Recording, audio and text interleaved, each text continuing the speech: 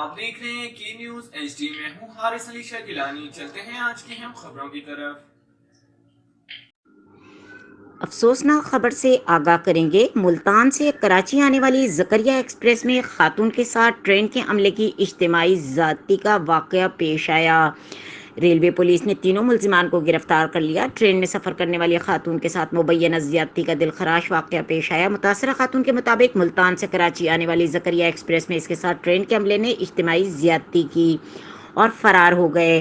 واقعے کی F I R تھانہ سٹی کراچی میں درج کر لی گئی اور مقدمے میں ٹکٹ چیکر زاہد عاقب نامی شخص کو نامزد کیا گیا۔ ایف آئی آر کے متن کے مطابق کراچی کے علاقے اورنگی ٹاؤن کی رہائشی خاتون کے شوہر نے 1.5 ماہ قبل اس کو طلاق دے دی تھی۔ اس کا سسرال مظفر گڑھ میں ہے اور وہ اپنے بچوں سے ملنے 26 مئی کو مظفر گڑھ پہنچی اور 27 مئی کو واپس زکریا ایکسپریس کے ذریعے کراچی کے لیے روانہ ہوئی، تاہم اسے ملتان اسٹیشن پر ٹکٹ نہیں ملا۔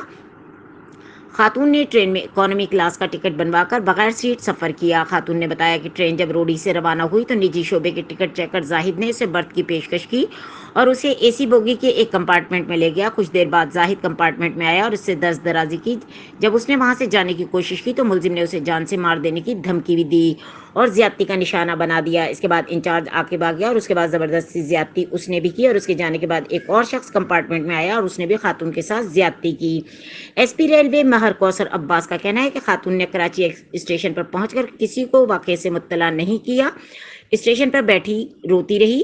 خاتون اپنی بہن کے ساتھ گھر چلی گئی۔ اطلاع ملنے پر ریلوے اسٹیشن نے متاثرہ خاتون کو گھر سے بلوایا اور اس کا بیان ریکارڈ کیا۔ ایس پی ریلوے نے بتایا کہ متاثرہ خاتون کے بیان کی روشنی میں مقدمہ درج کر کے تفتیش شروع کر دی گئی ہے۔ زکریا ایکسپریس نجی شعبے کے زیر انتظام چلائی جا رہی ہے اور واقعے میں ملوث ٹرین کا عملہ فرار ہو گیا۔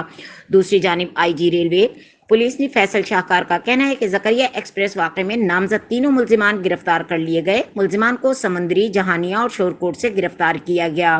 ملزمان زہیب زاہد اور عاقب واقعے سامنے آنے پر فرار ہو گئے تھے۔